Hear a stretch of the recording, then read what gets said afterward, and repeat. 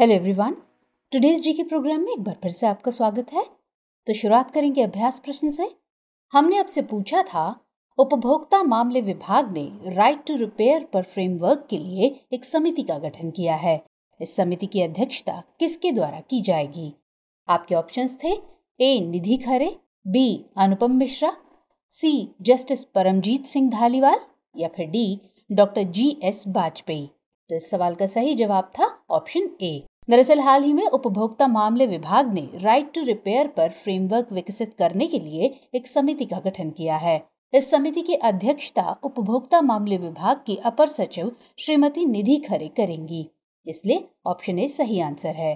Right to repair framework के उद्देश्यों में शामिल है स्थानीय बाजारों के उपभोक्ताओं तथा उत्पाद क्रेताओं को अधिकार संपन्न बनाना, मूल उपकरण निर्माताओं और तीसरे पक्ष के खरीदारों तथा विक्रेताओं के बीच कारोबार सरल बनाना, उत्पादों की तर्कसंगत खपत को विकसित करने और ई कचरे में कमी लाने पर जोर देना। ये फ्रेमवर्क सतत खपत के माध्यम से LIFE लाइफ यानी lifestyle for the environment movement को गति देने में सहायक होगा।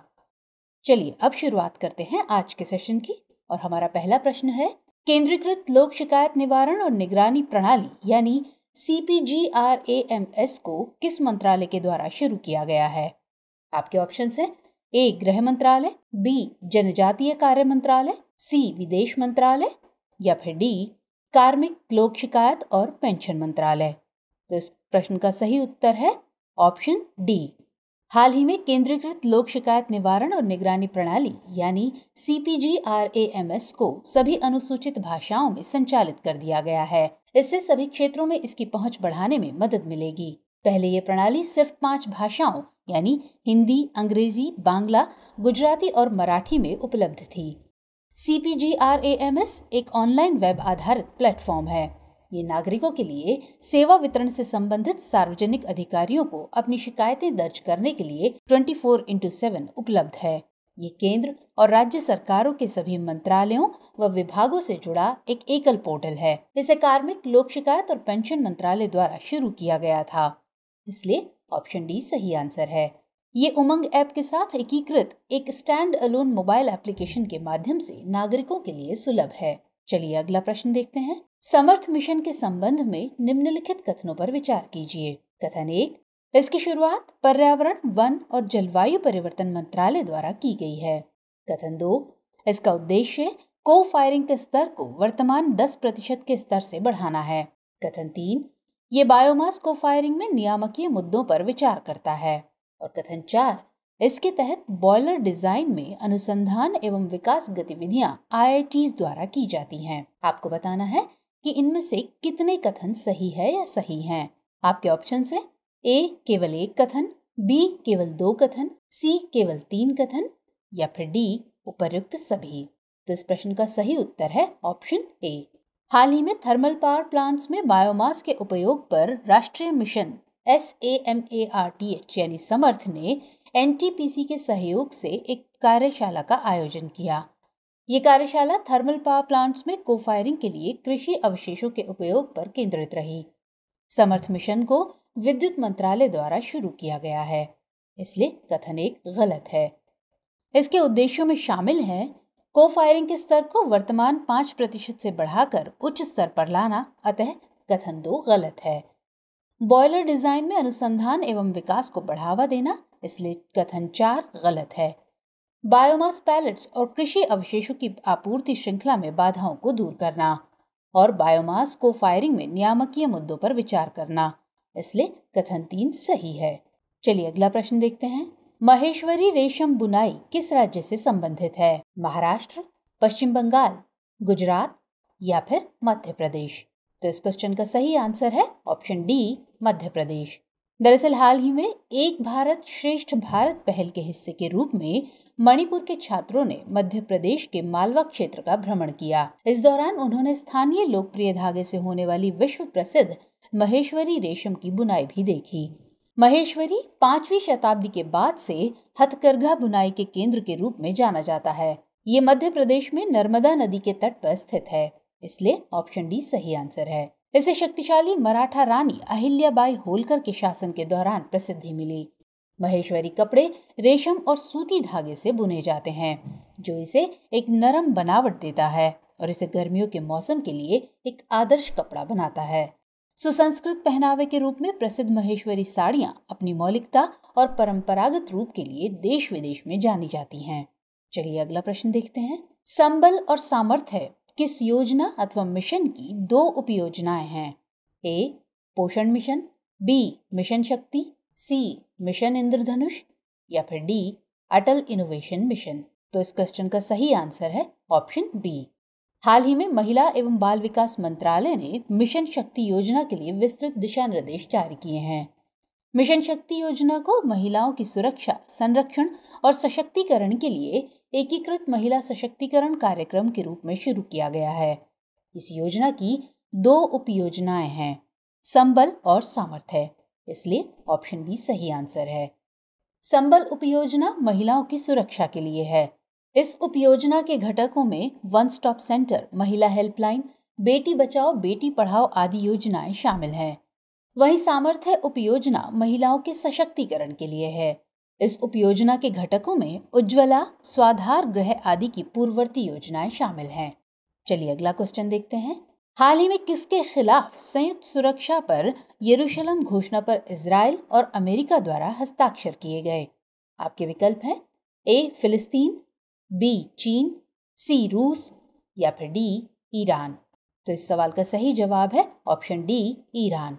हाल ही में अमेरिका और इजराइल ने ईरान के विरुद्ध अपने साझा मोर्चे को मजबूत करने के लिए एक नए सुरक्षा समझौते पर हस्ताक्षर किए। इस समझौते को संयुक्त सुरक्षा पर यरूशलेम घोषणा के नाम से जाना जाता है, इसलिए ऑप्शन डी सही आंसर है। इसके पहले जुलाई 2015 में ईरान परमाणु समझौता के नाम से एक ऐतिहासिक समझौता किया गया था। ये ईरान और P5+1 देशों यानी चीन, फ्रांस, जर्मनी, रूस, यूनाइटेड किंगडम, अमेरिका और यूरोपीय संघ के बीच किया गया था। इस समझौते के तहत ईरान के परमाणु संवर्धन कार्यक्रम को सीमित करने के बदले उस पर लगे आर्थिक प्रतिबंधों में कुछ छूट देने का प्रावधान किया गया।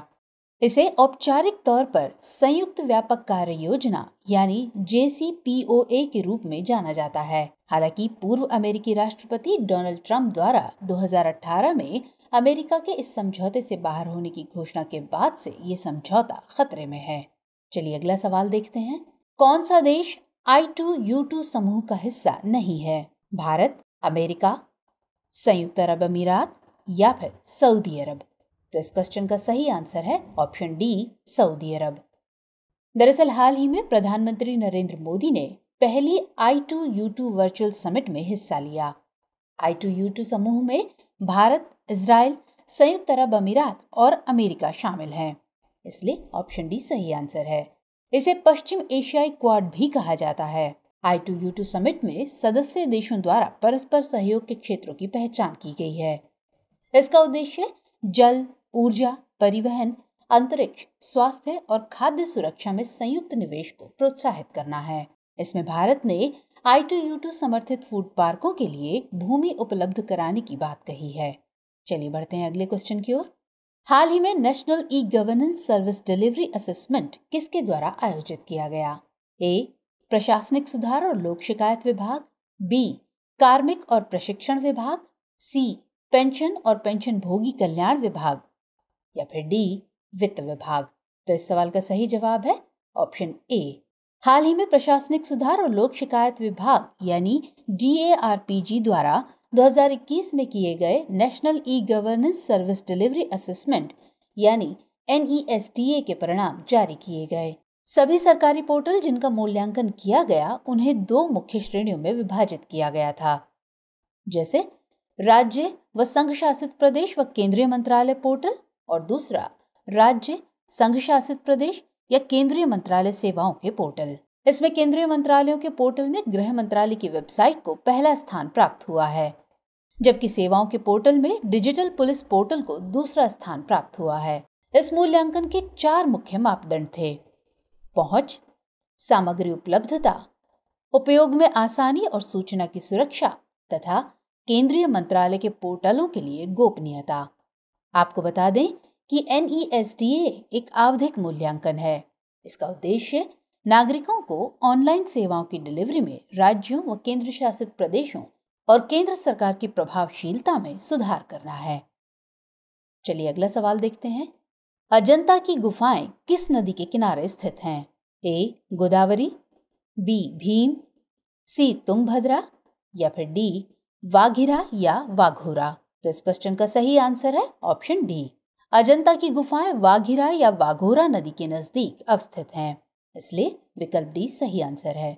1819 में ब्रिटिश अधिकारी जॉन स्मिथ ने सह्याद्री रेंज में बाघ के शिकार के दौरान अजंता की गुफाओं को देखा। प्राचीन काल में मानसून के दौरान बौद्ध भिक्षुओं द्वारा इन गुफाओं का उपयोग किया जाता था। इन गुफाओं में अधिकांश चित्र जातकों की कहानियों को चित्रित करते हैं। ये बुद्ध के पहले के अवतारों में जीवन का वर्णन करते हैं। इन चित्रों की एक प्रमुख विशेषता नीले रंग का अभाव है। इसमें 29 गुफाएं हैं, जिनमें से 25 का उपयोग विहार या आवासीय गुफाओं के रूप में किया जाता था, जबकि 4 गुफाओं का उपयोग चैत्य या प्रार्थना कक्ष के रूप में किया जाता था। चीनी यात्री फाहियान और ह्वेनसांग ने अपने कार्यों में इन गुफाओं का उल्लेख किया है। इन गुफाओं को 1983 में यूनेस्को की विश्व धरोहर स्थल घोषित किया गया था। चलिए अगला प्रश्न। कुइपर बेल्ट यानी बर्फीले पिंडों का एक क्षेत्र निम्नलिखित में से किस ग्रह की कक्षा के परे है? शनि ग्रह, अरुण ग्रह, नेपच्यून या फिर प्लूटो। तो इस सवाल का सही जवाब है ऑप्शन सी नेपच्यून। अरोकोथ और प्लूटो दोनों कुइपर बेल्ट में हैं। कुइपर बेल्ट नेपच्यून की कक्षा से परे बर्फीले पिंडों का डोनट के आकार का क्षेत्र है। साथ ही शनि और अरुण ग्रह नेपच्यून की कक्षा के अंदर हैं, इसलिए ऑप्शन सी सही आंसर है। गौरतलब है कि प्लूटो को ग्रह नहीं माना जाता है। सौरमंडल में लाखों ऐसे बर्फीले ऑब्जेक्ट्स हो सकते हैं। इन्हें सामूहिक रूप से कुइपर बेल्ट ऑब्जेक्ट या ट्रांस नेपच्यूनियन ऑब्जेक्ट कहा जाता है। क्षुद्र ग्रह बेल्ट की तरह इसे भी एक विशाल ग्रह द्वारा आकार दिया गया है। हालांकि ये पतली बेल्ट की तुलना में एक मोटी डिस्क डोनट की तरह है और कुइपर बेल्ट के भीतर कई बौने ग्रहों के चंद्रमा हैं। कुइपर बेल्ट का पता लगाने वाला पहला मिशन न्यू होराइजन्स है। इसने 2015 में प्लूटो से उड़ान भरी थी।